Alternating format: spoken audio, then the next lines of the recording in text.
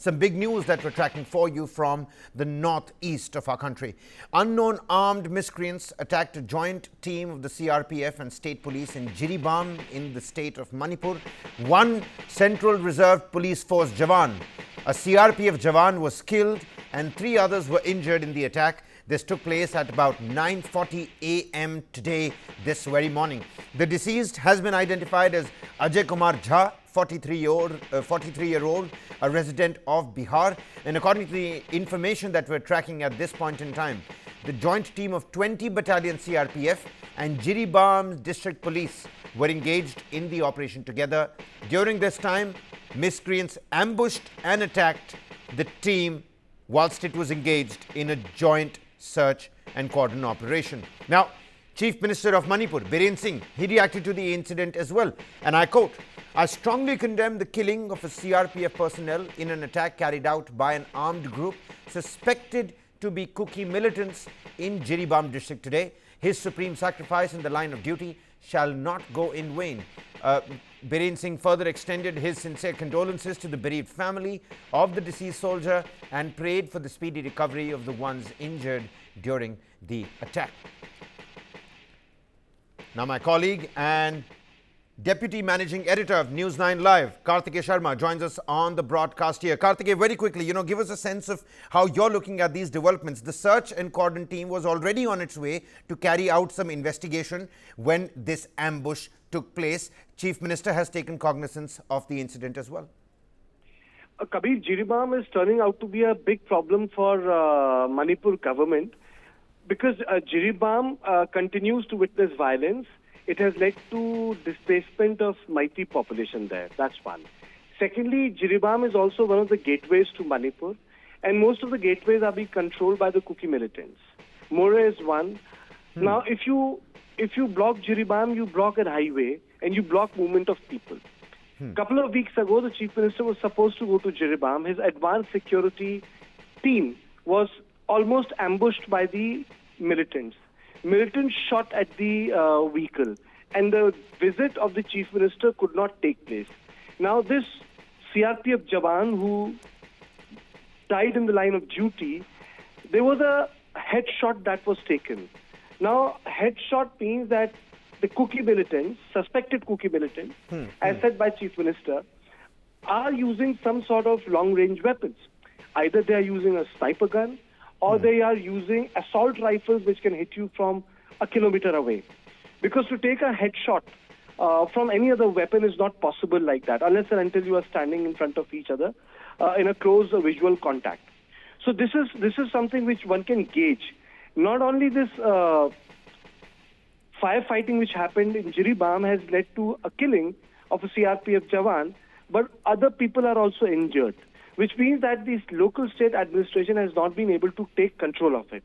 The importance of Jiribam is also because Jiribam is one place over which the meeting has taken place on the displaced people. And a lot of people had said that despite the assurance of the state government, they could not protect us from the armed militants who, after the first burst of violence, went back and destroyed the huts. So the people were saying that, well, you should provide us security and not force us out to the other camp areas because we don't want to become homeless in our country. So if this sort of a skirmish continues, which somehow limits the movement of VVIPs, that is one. And secondly, when the Chief Minister is categorically now going on record and saying that this is a suspected Kuki militant, it changes a lot of things. Because one, that there was an attack of the advanced security vehicle of the Chief Minister of Manipur. And secondly, this killing is not going to go down. This will pour into the intense hatred and I would say polarization that has taken place in Manipur. And this is the second incident that has happened in which a direct hit has been taken on a policeman, a government force. So this is not a sort of a small-scale action which keeps on taking place between the Kukis and Maitis. They have started to target the police. So in this case, when you say that they are Kuki militants, it means that some firm action needs to be taken. Because now if the militants continue to take on the security forces, it calls into it calls into question what is happening to the Sioux agreement. Why there is no declaration on Sioux agreement? Because Sioux agreement means that all the weapons which the Kuki militants have, they are actually inside the locker, and the keys are shared, in the sense that you cannot open them with one key. So in that case, lot of things will change. This Jiribam violence should not be taken as a sole incident of violence. This Jiribam violence, Kabir, will go on to change the entire dynamic. Karthikeyan, last time Jiribam went take. up in flames a little bit. I remember the goods and the transportation of relief material came to a grinding halt around Manipur. You've already spoken about that prime arterial highway that crosses through Jiribam as well. Security and safety of the people. That's what people want at this point in time. Is the Chief Minister taking cognizance of the attack? Is that enough at this point in time? I think that's the biggest question. Chief Minister has taken a cognizance of the attack, and there has been a major grouse of the Meitei community that the Kuki militants have actually barricaded and blocked certain key arterial highways, leading to intense price rise in food, medicine in the Valley of Imphal. See, the Valley of Imphal is surrounded by the hills. If you take control of the hills, then you actually block the movement of everything inside the Imphal highway. Right. That is the big issue. All right. And also at this point in time, Karthikeyan, you raised those points right in the run-up to the, as we started talking about this violent episode. The Manipur Chief Minister's advanced convoy, the security convoy, that was attacked. He himself could not go to Jiribam.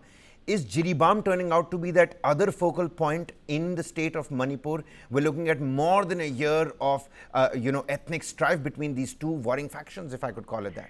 You see, Jiribam is a reminder of the fact that two things there. Good question. Two things. Jiribam is a reminder of the fact that the ground zero will continue to shift in Manipur.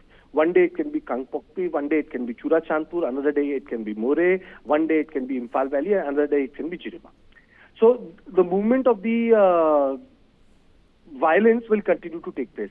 But it is also a reminder that just because that in some pockets that the people are living peacefully in residential colonies, or in some pockets people are living very peacefully in the camps, does not mean normalcy has come. Unless and until Manipur is disarmed. Both Arambai Tengal and the Kuki militants are disarmed. The weapons which were looted from the armories of the IRB are taken back. A conclusive action is taken on, definitive action is taken, decision is taken upon, reached upon the Sioux agreement.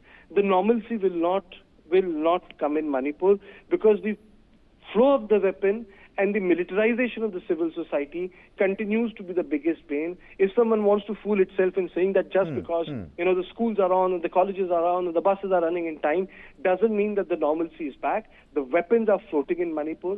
You need a proper search and cordon operation whereby all weapons are taken back.